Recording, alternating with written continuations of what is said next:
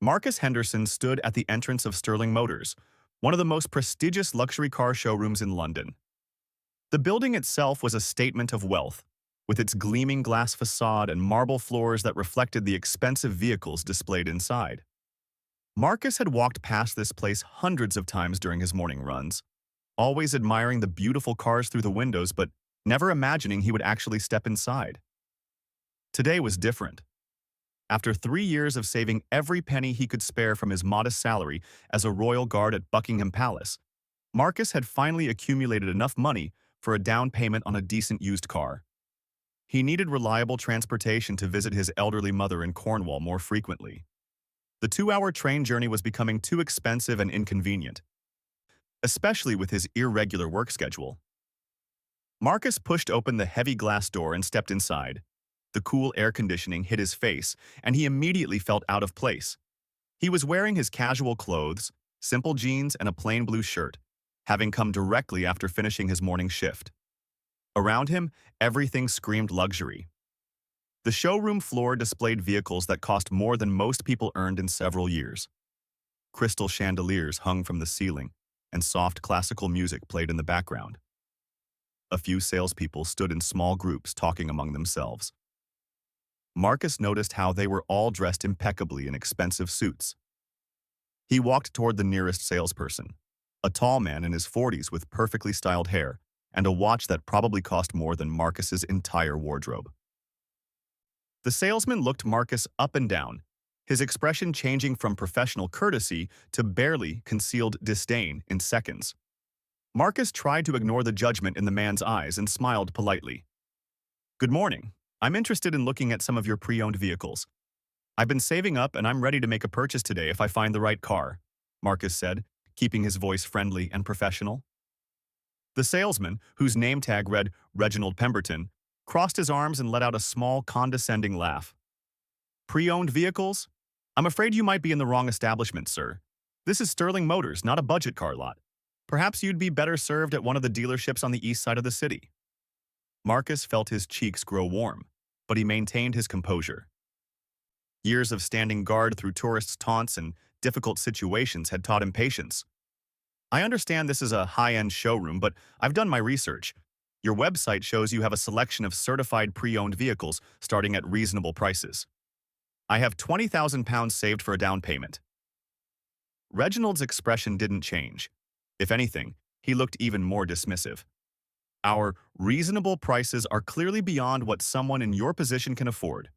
I can tell by looking at you that you're wasting both your time and mine. We cater to a very specific clientele here, people who don't need to ask about prices or payment plans." Another salesperson, a younger woman with sharp features and an even sharper tone, walked over. She had obviously overheard the conversation. "Is there a problem here, Reginald?" "No problem at all, Miranda. This gentleman was just leaving," Reginald said, waving his hand dismissively at Marcus. Marcus felt anger rising in his chest, but he forced himself to remain calm. "I'm a serious buyer with cash ready for a down payment. I'm not sure why you're treating me this way, but I'd like to speak with your manager, please." Miranda laughed, a cold sound that echoed slightly in the large showroom. "The manager? Oh, that's rich. Look around you, dear. Do you see anyone else dressed like they just rolled out of bed? This showroom has a certain standard, a certain image to maintain. We can't have just anyone wandering in off the street, making our actual clients uncomfortable." Marcus glanced around and realized that other people in the showroom, presumably customers, were now watching the scene unfold. Some looked uncomfortable, others merely curious. He felt humiliated but refused to back down. "I work at Buckingham Palace. I'm a royal guard. I serve my country with honor, and I've saved my money honestly. I deserve the same respect as any other customer who walks through that door." Reginald actually laughed out loud at this. "A royal guard? How quaint. And I'm the Queen's personal chef." "Listen, friend, we've heard every story in the book from people trying to look bigger than they are. Palace guard, company director, secret millionaire, you name it. If you really worked at the palace, you'd know that those guards don't make enough to shop here. Now, I'm going to have to ask you to leave before I call security." Marcus opened his mouth to protest, but Miranda had already pulled out her mobile phone. I'm calling building security right now. You have 30 seconds to walk out of here on your own, or you'll be escorted out. Your choice. The classical music continued playing softly, an absurd soundtrack to Marcus's humiliation. He could feel the eyes of everyone in the showroom on him. His face burned with embarrassment and anger. He had served his country faithfully, stood for hours in the rain and cold, endured the scrutiny of millions of tourists, and now he was being thrown out of a car dealership like some kind of criminal. "This is discrimination," Marcus said quietly, his voice steady despite his emotions. "You're judging me based entirely on how I look, not on my actual ability to purchase a vehicle." "Call it what you like," Reginald said, stepping closer in what was clearly meant to be an intimidating gesture. "But you need to leave, now." Two security guards had appeared, walking quickly across the marble floor. They were both large men in dark uniforms, looking uncomfortable with the situation but ready to do their job. Marcus held up his hands in a gesture of peace. "I'm leaving," he said. "But you should know that this is wrong. You've judged me without knowing anything about me. You've treated me as less than human because I'm not wearing an expensive suit. I hope you can live with that." As Marcus turned to walk toward the door, Reginald called after him, loud enough for everyone to hear. "And don't come back.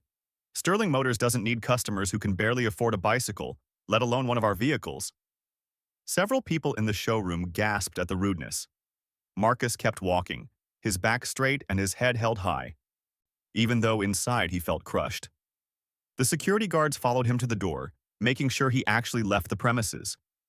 Outside, the bright afternoon sun felt harsh after the cool, dim interior of the showroom. Marcus walked to the corner and leaned against a building, taking deep breaths to calm himself. His hands were shaking slightly, not from fear, but from the adrenaline and anger coursing through his body. He pulled out his phone and sat down on a nearby bench. Part of him wanted to file a complaint, to report the dealership for their discriminatory behavior. But who would listen? He was just one person, a nobody, in the eyes of people like Reginald and Miranda. They probably treated dozens of people the same way every month, crushing dreams and dignity without a second thought. Marcus thought about his mother, waiting in Cornwall, unaware of what had just happened. He had been so excited to surprise her with news of a new car, to tell her he could visit every weekend instead of once a month. Now he felt foolish for even trying to shop at a place like Sterling Motors. His phone buzzed with a message. It was from his supervisor at the palace, Captain James Whitmore. The message was brief but intriguing. "Marcus, need you to come in tomorrow afternoon for a special assignment. Full dress uniform. Important visitor. Details when you arrive." Marcus stared at the message for a moment. Special assignments were rare and usually meant dignitaries or high-ranking officials would be visiting. He texted back a confirmation and then sat back on the bench watching people walk past on the busy London street. A black luxury car pulled up to Sterling Motors, and Marcus watched as the salespeople practically ran to open the door for the well-dressed couple who emerged. The contrast to his own treatment couldn't have been more obvious. Reginald was bowing and scraping, all smiles and obsequious courtesy, treating these customers like royalty. Marcus shook his head and stood up. He wouldn't let this defeat him. Tomorrow he would go to work, do his duty with the same pride and dedication he always had, and eventually he would find a car dealership that treated all customers with basic human respect. Sterling Motors had lost a sale today, and while they clearly didn't care, Marcus promised himself that one day they would regret how they had treated him. He walked toward the underground station, already planning his next steps. There were other dealerships, other opportunities. But as he descended the stairs into the station, Marcus couldn't shake the feeling of injustice that burned in his chest. He had done nothing wrong, yet he had been treated like he was worthless. What Marcus didn't know was that tomorrow would bring a turn of events he could never have imagined. The special assignment waiting for him at Buckingham Palace would change everything, including his return to Sterling Motors. Sometimes life has a way of delivering justice in the most unexpected ways. The train rumbled into the station, and Marcus stepped aboard, just another face in the crowd of London commuters, carrying his dignity and his disappointment home with him. Marcus arrived at Buckingham Palace the next morning with mixed emotions. The humiliation from Sterling Motors still stung, but he pushed those thoughts aside as he entered through the staff entrance. His duty required complete focus and professionalism, regardless of what was happening in his personal life. The changing rooms were busy with other guards preparing for their shifts.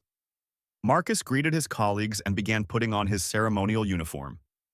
The red tunic, with its precise buttons and immaculate tailoring, always made him feel proud. The bearskin hat, heavy but dignified, represented centuries of tradition and service. As he checked his appearance in the mirror, adjusting his uniform to perfection, Marcus reminded himself why he had chosen this career. It wasn't about the money or recognition. It was about honor, duty, and being part of something greater than himself.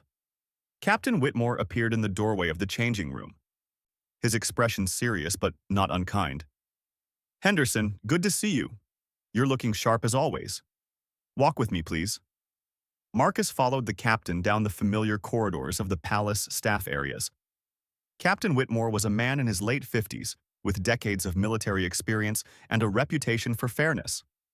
He had been Marcus's supervisor for 2 years and had always treated him with respect.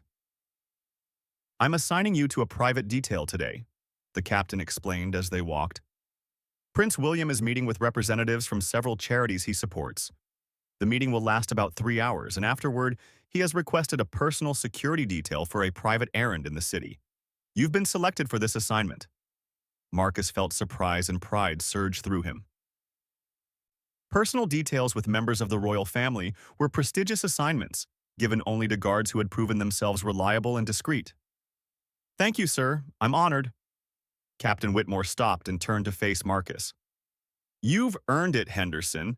You're one of our most dependable guards, professional, punctual, and you've never given me a moment's concern. The prince specifically requested someone who could be both security and company for a few hours. He values authenticity, and your record shows you're exactly that kind of person." They continued walking toward the private meeting rooms in the palace. Captain Whitmore briefed Marcus on the schedule, the security protocols, and the specific requirements for the assignment.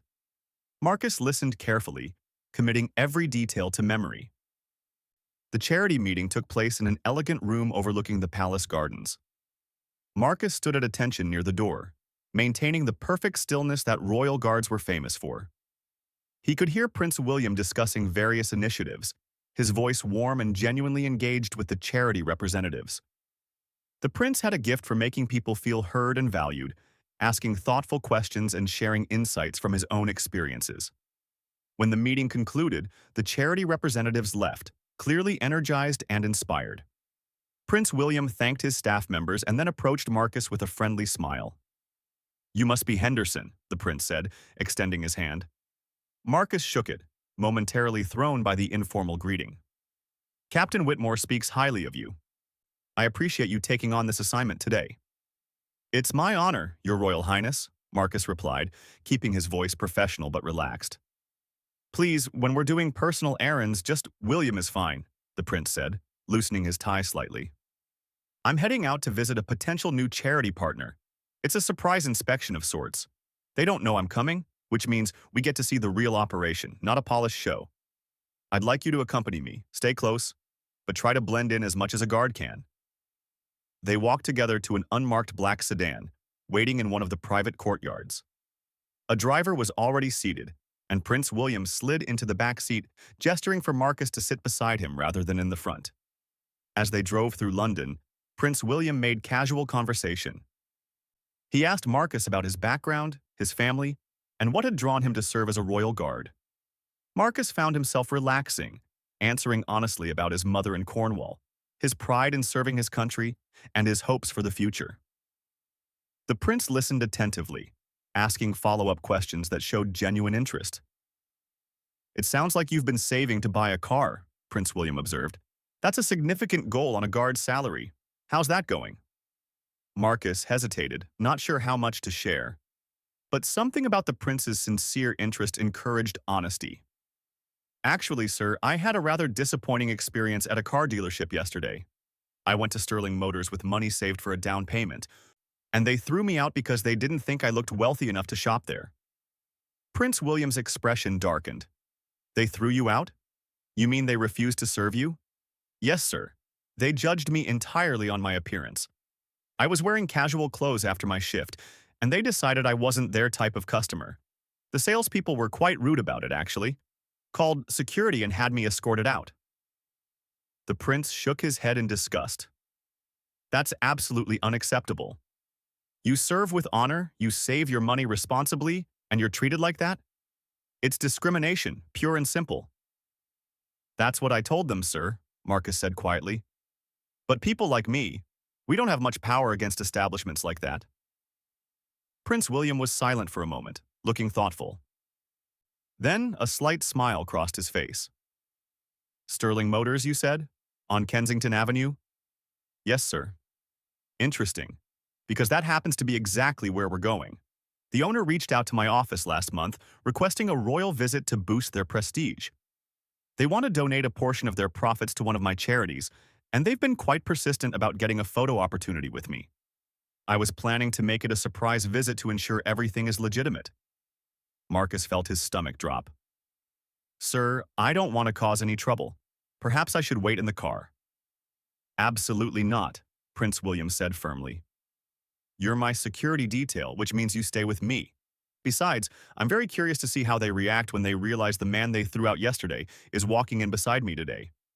Sometimes people need to be reminded that dignity and worth aren't determined by wealth or appearance. The car pulled up in front of Sterling Motors. Marcus could see through the large windows that the showroom was busy with customers and salespeople moving about. His heart began beating faster, anxiety mixing with a strange sense of anticipation. Prince William looked at Marcus and spoke seriously. Listen to me, Henderson. You did nothing wrong yesterday. They were in the wrong, completely and totally. I want you to walk in there with your head held high, as a royal guard, as a man of honor, and as my personal security detail. Don't let them make you feel small. Yes, sir, Marcus said, feeling strengthened by the prince's words. They exited the vehicle together.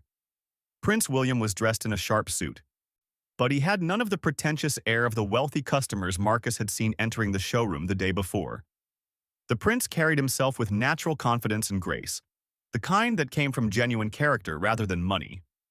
As they approached the entrance, Marcus could see his reflection in the glass door. In his full ceremonial uniform, complete with the red tunic and bearskin hat, he looked completely different from the casually dressed man who had been humiliated yesterday. He straightened his shoulders and followed Prince William into the showroom. The effect was immediate and dramatic. Conversation stopped mid-sentence. Salespeople froze in place. Every eye in the showroom turned toward the entrance where Prince William and Marcus stood. Reginald Pemberton, the salesman who had been so cruel to Marcus the day before, went completely pale. His mouth opened and closed like a fish gasping for air. Miranda, the other salesperson, actually dropped the tablet she had been holding, and it clattered loudly on the marble floor. Good afternoon, Prince William said pleasantly, his voice carrying across the silent showroom. I'm William. I believe someone here has been trying to arrange a meeting with me regarding a charitable partnership. An older man in an expensive suit, presumably the owner or manager, rushed forward, his face flushed with excitement and nervousness. Your Royal Highness, what an incredible honor. We had no idea you were coming today. I'm Richard Sterling, owner of Sterling Motors. Please come in.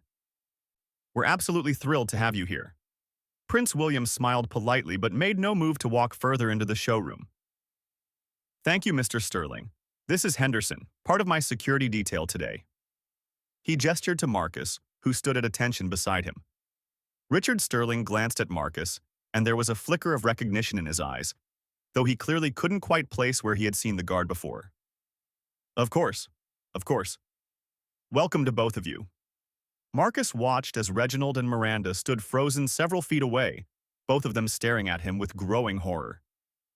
Recognition was dawning on their faces, and the reality of their situation was clearly hitting them hard. The man they had thrown out, the man they had insulted and humiliated, was standing before them in full Royal Guard uniform, beside Prince William himself.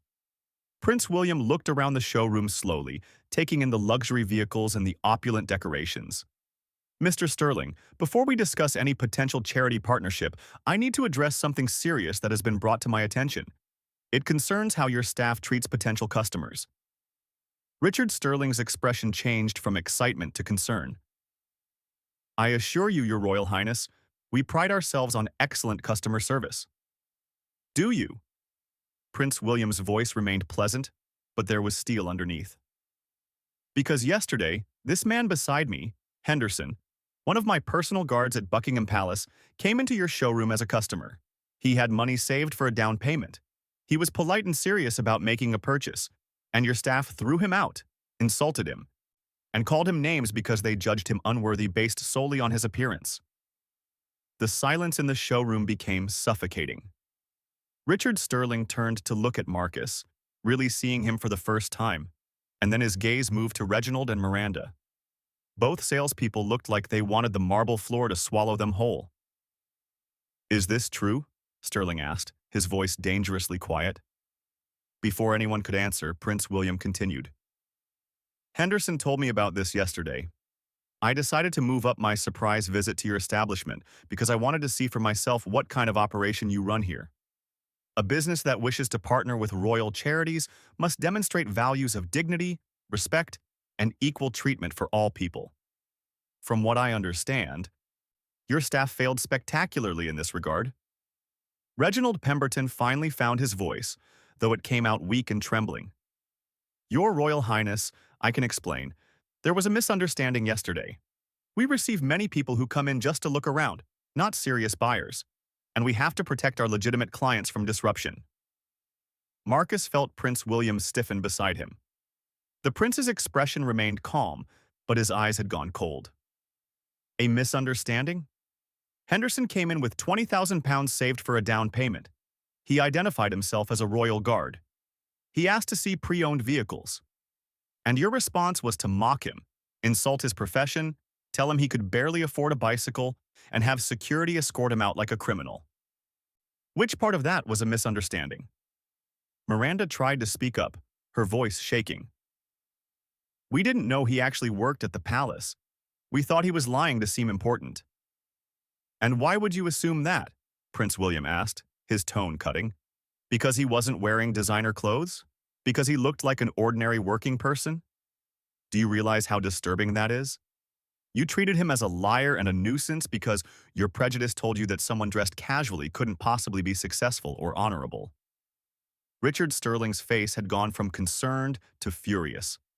He turned to his two employees, and his voice was sharp enough to cut glass. Is everything His Royal Highness is saying accurate? Did you treat a customer this way? Reginald and Miranda exchanged helpless glances. Several other employees and customers were watching the scene unfold, some recording on their phones. There was no escape, no way to minimize what they had done. Miranda's eyes filled with tears, while Reginald's face had turned a deep shade of red. We made a mistake, Reginald said quietly. We misjudged him. I apologize.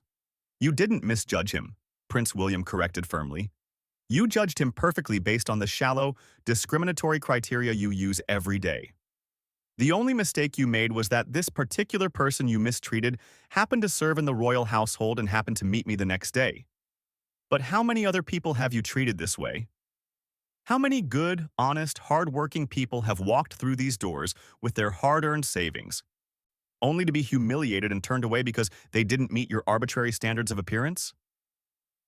The question hung in the air. Richard Sterling closed his eyes briefly, clearly imagining the answer and not liking what he saw. When he opened them again, he looked at Marcus directly. Mr. Henderson, I cannot begin to express how sorry I am for what happened to you. The behavior you experienced is absolutely contrary to everything this business should stand for. You were treated shamefully, and you deserve far more than an apology. Marcus stood at attention, maintaining his professional composure, even though emotions were churning inside him. Thank you, sir. Prince William nodded at Sterling's words but wasn't finished. Mr. Sterling, the reason I came here today was to evaluate whether your business shares the values that my charities represent. Those values include dignity for all people, treating everyone with respect, regardless of their background or circumstances, and understanding that a person's worth is not determined by their wealth. Based on what I've witnessed and what I know occurred yesterday, I cannot in good conscience associate any royal charity with Sterling Motors at this time. Richard Sterling's expression showed he understood the severity of what he was losing. A royal endorsement and charity partnership would have been worth millions in prestige and business. Your Royal Highness, I understand your decision. You're absolutely right. I take full responsibility for the culture that allowed this to happen. He turned to Reginald and Miranda, his voice hard. Both of you, my office, after His Royal Highness leaves. Your employment here is under serious review. Then he looked back at Marcus. Mr. Henderson, I would like to make this right if you'll allow me. Please, come with me. Sterling walked toward his private office, gesturing for Marcus and Prince William to follow. The showroom remained silent, everyone watching the proceedings with rapt attention. Inside the office, Sterling moved to his computer and pulled up some files. Mr. Henderson, I understand you were looking at our pre-owned inventory. I'd like to offer you any vehicle from that collection at cost price. No markup, no dealer fees. Additionally, I'll personally cover the first year of insurance, maintenance, and registration. It's the least I can do, though I know it doesn't erase the hurt and humiliation you suffered. Marcus glanced at Prince William, who gave him a small nod of encouragement. That's very generous, Mr. Sterling. It's not generosity, it's basic decency, which you should have received from the start, Sterling said. He turned to Prince William. Your Royal Highness, I know I've lost the opportunity to partner with your charities and I deserve that. But I want you to know that this experience has been a wake-up call. I'm going to implement immediate changes here. Mandatory training for all staff on treating customers with dignity and respect. A formal policy against discrimination of any kind. And a complaint system where customers can report mistreatment without fear of being dismissed. Prince William considered this for a moment. Those are good steps, Mr. Sterling. But actions matter more than promises. If you genuinely implement these changes and demonstrate over time that Sterling Motors has become a place where all people are treated with equal respect, perhaps we can revisit the conversation about charity partnerships in the future. But that's a big if, and it will require real, sustained effort. I understand, sir. Thank you for even leaving that possibility open. Sterling printed out some paperwork and handed it to Marcus. Mr. Henderson, here's the inventory list. Please take your time looking it over. Choose any vehicle you like, and I'll have it prepared for you immediately. You can take it home today if you wish. Marcus accepted the papers, still processing everything that had happened. 24 hours ago, he had been escorted out of this building in humiliation. Now the owner was offering him any car he wanted at cost, and Prince William had defended his dignity in front of everyone. Thank you, Mr. Sterling. I'll look through these options, Marcus said. As they left the office and walked back into the showroom, the atmosphere had completely changed. Employees looked chastened and uncertain. Customers watched with a mixture of sympathy for Marcus and disapproval for the dealership. Reginald and Miranda stood near the back, both looking devastated, knowing their careers were likely over. Prince William paused near the entrance and spoke loudly enough for everyone to hear. I want to say something to everyone here. This situation today highlights something important that we all need to remember. Every person who walks through any door, anywhere, deserves to be treated with basic human dignity and respect. Their clothes don't define their worth. Their car, their job, their bank account, none of that determines whether they deserve kindness and courtesy. We're all human beings, and we all deserve better than to be judged by shallow criteria. Several people nodded, and one customer even started clapping, which spread through the showroom. Prince William acknowledged the response with a gracious nod, then turned to Marcus. Henderson, I need to get back to the palace for another meeting. Take your time here, choose your vehicle, and I'll see you next week for your regular duties. Well done today. You handled a difficult situation with grace and professionalism. Thank you, Your Royal Highness. For everything, Marcus said, genuine gratitude in his voice. After Prince William left with his driver, Marcus spent the next hour carefully reviewing the pre-owned inventory with a different salesperson, a young man named David, who treated him with complete respect and professionalism. David showed him several excellent options, answered all his questions thoroughly, and never once made him feel judged or inferior. Marcus eventually selected a well-maintained sedan that was perfect for his needs, reliable for the trips to Cornwall to visit his mother, efficient on fuel, and in excellent condition. The paperwork was processed quickly, and Richard Sterling personally came to hand Marcus the keys. Mr. Henderson, again, I'm truly sorry for what you experienced. I hope this vehicle serves you well, and I hope that one day Sterling Motors can earn back your respect, if not your business, Sterling said, shaking Marcus's hand. I appreciate that, Mr. Sterling. I hope you follow through on the changes you promised, Marcus replied. As Marcus drove out of the Sterling Motors parking lot in his new car, he felt a complex mix of emotions. The satisfaction of seeing justice done was real, and he was grateful to Prince William for standing up for him so powerfully. But he also felt sadness that it had taken royal intervention for him to be treated with basic respect. How many people face similar discrimination every day without anyone to defend them? He thought about Reginald and Miranda, who would likely lose their jobs. Part of him felt they deserved it for their cruel behavior, but another part wondered if they might learn from this experience, if they might become better people who treated everyone with kindness regardless of appearance or perceived wealth. The drive to his small flat took 30 minutes, and the whole way, Marcus smiled at the smooth handling of his new car. When he arrived home, he immediately called his mother in Cornwall. "Mum, you won't believe what happened," he began. And then he told her the entire story, from the humiliation at Sterling Motors to the surprise assignment with Prince William to the justice that had been served that very day. His mother listened to every word, and when he finished, she was quiet for a moment. "Marcus, love, I'm so proud of you. Not because a prince defended you, though that was wonderful. I'm proud because even when they treated you terribly, you kept your dignity. You didn't lash out. You didn't become bitter. You simply stood up for yourself and told the truth. That's real strength." "Thanks, Mum. And the best part is, I can come visit you every weekend now. No more expensive train tickets or irregular schedules. I'll be there this Saturday." "I can't wait, love. Drive safely." Marcus hung up the phone and looked around his modest flat. Nothing about his circumstances had really changed. He still had the same job, the same salary, the same small apartment. But something felt different inside him. The experience had taught him that dignity wasn't something others could give or take away. It was something he carried within himself, regardless of how others chose to treat him. The next morning, Marcus returned to his regular duties at Buckingham Palace. Several fellow guards had heard about the incident at Sterling Motors, the story having spread through the staff. They congratulated him, and a few shared their own experiences of being misjudged or discriminated against. It became a bonding moment, a reminder that they all shared common struggles despite their proud service. Captain Whitmore called Marcus into his office later that week. "Henderson, I heard about what happened at Sterling Motors. Prince William mentioned it in his briefing. He was very impressed with how you handled yourself, both during the initial incident and during his visit. That kind of composure and dignity under difficult circumstances is exactly what we look for in our guards."